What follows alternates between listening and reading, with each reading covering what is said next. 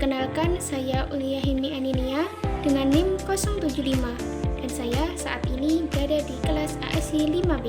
Di hari ini kita akan membahas mengenai studi kasus yaitu penggelapan pajak atau tax evasion pada perusahaan multinasional. Ini dia.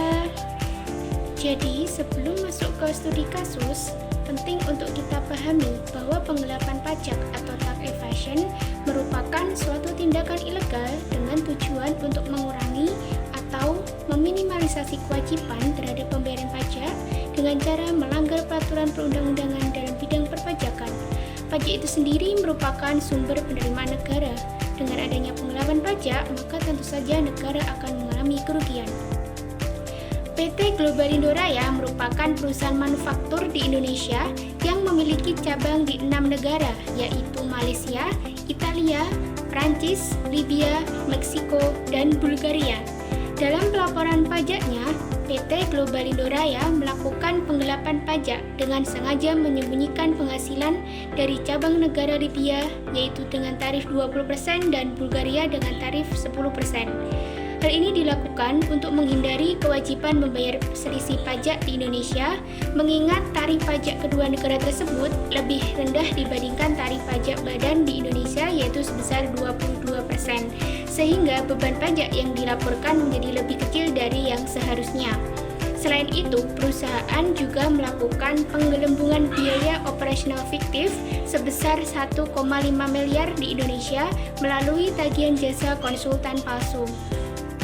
Ini merupakan data penghasilan neto tahun pajak 2024. Nah, asal penghasilan dari negara Indonesia yaitu penghasilan netonya sebesar 8 miliar, negara Malaysia sebesar 3 miliar dengan tarif pajak luar negeri 24%, negara Italia sebesar 2,5 miliar dengan tarif pajak luar negeri 24%, kemudian negara Prancis sebesar 2 miliar dengan tarif pajak luar negeri 25%, negara Libya dengan penghasilan neto 4,5 miliar dengan tarif pajak luar negeri 20%, negara Meksiko dengan penghasilan neto sebesar 5 miliar dengan tarif pajak luar negeri 30%, dan negara Bulgaria dengan penghasilan neto 5 miliar dan tarif pajak luar negeri sebesar 10%.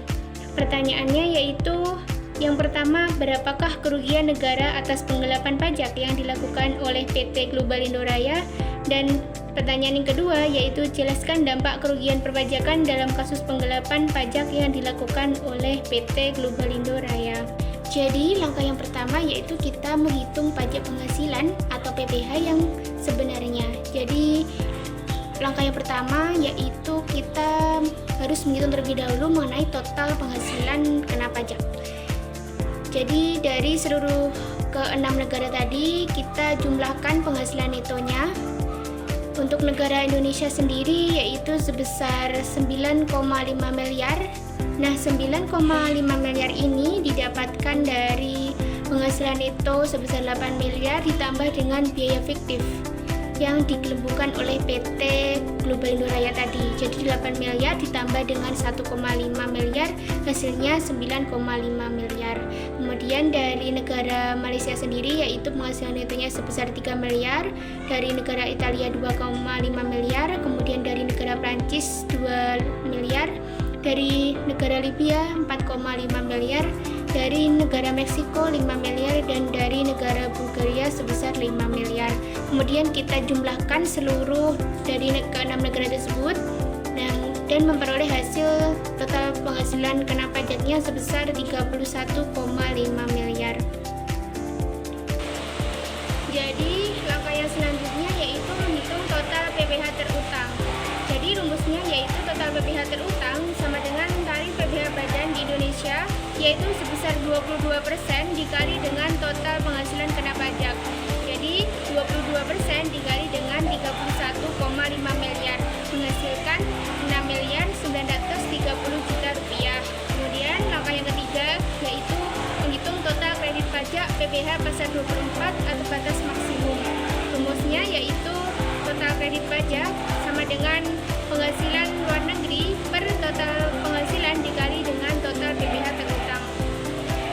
Jadi berdasarkan rumus tersebut kita memperoleh perhitungan bahwa jumlah kredit pajak negara Malaysia yaitu sebesar 660 juta, kemudian negara Italia 550 juta, negara Prancis 440 juta, kemudian negara Libya 900 juta, negara Meksiko 1,1 miliar, kemudian negara Bulgaria 500 juta.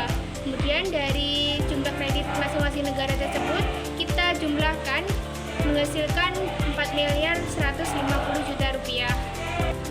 Dan kemudian langkah yang terakhir yaitu kita akan menghitung PPh kurang bayar yang sebenarnya. Jadi rumusnya yaitu PPh kurang bayar sama dengan total PPh terutang dikurangi dengan total kredit pajak.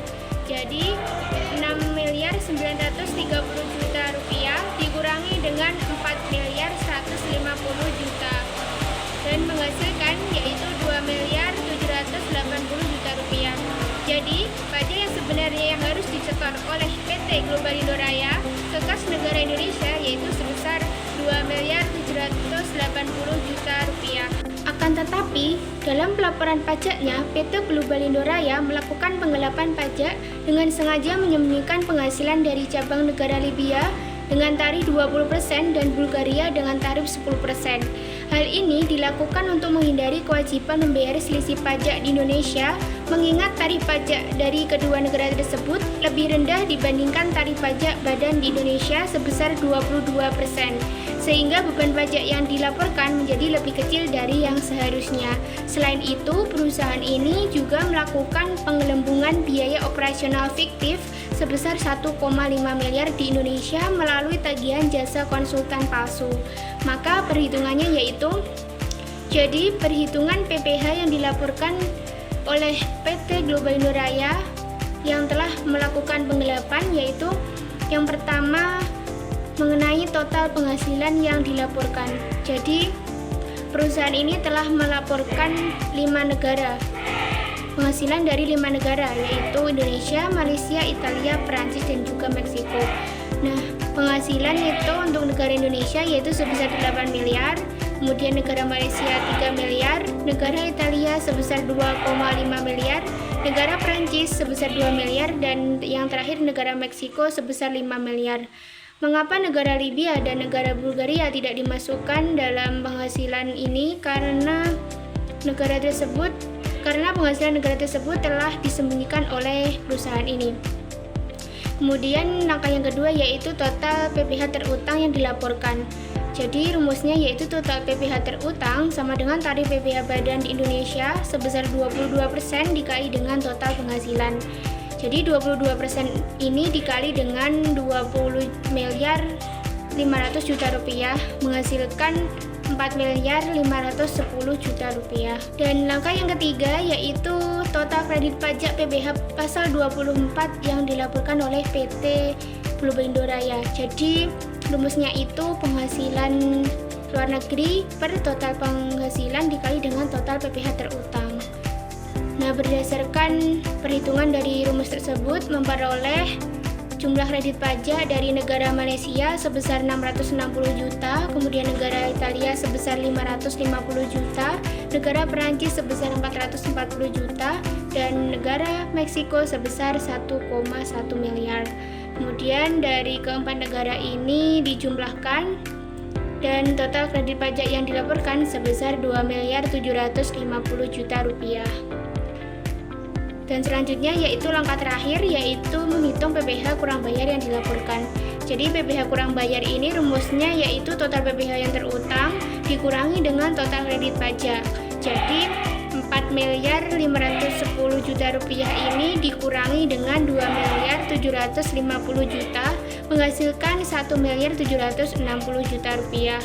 Jadi, pajak yang dilaporkan karena kasus penggelapan oleh PT Global Indoraya ke kas negara Indonesia hanya sebesar 1 miliar 760 juta rupiah. Nah, karena kasus penggelapan yang dilakukan oleh PT Global Indoraya tersebut, maka negara mengalami kerugian yang cukup besar. Nah, analisis kerugian negara atas penggelapan pajak yang dilakukan oleh perusahaan ini berdasarkan perhitungan di atas, yaitu PBH terutang yang sebenarnya dibayar yaitu sebesar 2.780 juta rupiah. PBH yang dilaporkan oleh perusahaan ternyata hanya sebesar 1.760 juta rupiah. Nah, total kerugian negara yaitu sebesar 1.020 juta rupiah. Dengan demikian, total kerugian negara akibat penggelapan PT Globalindo Raya adalah sebesar 1.020 juta rupiah. Adapun beberapa dampak yang ditimbulkan akibat kasus penggelapan pajak yang dilakukan oleh PT Globalindo Raya antara lain, dampak yang pertama yaitu dampak terhadap pendapatan negara.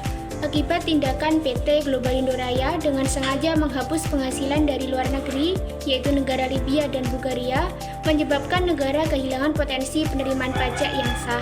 Negara mengalami kerugian sebesar 1.020 juta rupiah, di mana hal ini disebabkan oleh yang pertama, biaya fiktif di Indonesia. Manipulasi biaya sebesar 1,5 miliar mengakibatkan pajak kurang bayar sebesar 330 juta rupiah. Kemudian penyembunyian penghasilan dari negara Libya, yaitu selisih tarif antara tarif Indonesia sebesar 22% dengan tarif Libya sebesar 20% atas penghasilan negara Libya sebesar 4,5 miliar mengakibatkan pajak kurang bayar sebesar 90 juta rupiah. Dan penyebab yang terakhir yaitu penyembunyian penghasilan dari negara Bulgaria. Selisih tarif antara tarif Indonesia sebesar 22% dengan tarif Bulgaria sebesar 10% atas penghasilan negara Bulgaria sebesar 5 miliar mengakibatkan pajak kurang bayar sebesar 600 juta rupiah. Dampak yang kedua yaitu dampak finansial bagi perusahaan. Strategi penghematan pajak yang dilakukan oleh perusahaan ini justru menjadi beban finansial yang jauh lebih berat karena tindakan tersebut dikategorikan sebagai pelanggaran pasal 39 Undang-Undang KUP. Dalam tahap pemeriksaan bukti permulaan, perusahaan diwajibkan untuk membayar kerugian pokok pajak yaitu sebesar 1.020 juta rupiah, kemudian sanksi denda minimal 2 kali pokok kerugian yaitu 2.040 juta rupiah, dan total beban finansial yaitu sebesar 3.060 juta rupiah. Sehingga perusahaan ini harus membayar sebesar 3.060 juta rupiah sebagai sanksi hukum yang diterimanya. Dampak yang ketiga yaitu dampak ketidakpastian operasional. Selama proses pemeriksaan bukti permulaan hingga penyidikan, manajemen perusahaan akan fokus pada penyelesaian kasus hukum tersebut yang dapat mengalihkan perhatian dari pengembangan bisnis yang akan dilakukan. Hal ini menyebabkan proses operasional dalam perusahaan tersebut menjadi terganggu sehingga perusahaan tidak berjalan sebagaimana mestinya. Kemudian dampak yang keempat yaitu dampak terhadap hubungan perbankan. Perusahaan yang terlibat kasus hukum pajak biasanya akan kesulitan untuk mendapatkan akses pembiayaan dari bank. Bank akan melihat risiko gagal bayar yang tinggi akibat kewajiban denda dan potensi pidana yang menjeratnya. Dan dampak yang terakhir yaitu dampak terhadap hubungan kerjasama. Mitra bisnis atau vendor besar, terutama perusahaan multinasional, seringkali memiliki kebijakan kepatuhan yang ketat. Keterlibatan dalam tindak pidana perpajakan bisa membuat PT Globalindo Raya masuk ke dalam daftar hitam atau blacklist antar rekan bisnis, yang pada akhirnya kerjasama yang terjalin sebelumnya terancam putus karena rekan bisnisnya sudah tidak mempercayai perusahaan ini lagi. Jadi, pada intinya, menyembunyikan pendapatan dari luar negeri yang pajaknya kecil merupakan strategi berisiko tinggi. Meskipun perusahaan mendapatkan penghematan sementara sebesar 1.020 juta, maka akhirnya mereka harus membayar 2 kali lipat akibat denda serta menghadapi resiko pidana penjara bagi pengurus perusahaan. Jadi, ini merupakan presentasi dari studi kasus penggelapan pajak atau tax evasion pada perusahaan multinasional. Semoga apa yang saya sampaikan dapat bermanfaat bagi kalian semua. Terima kasih.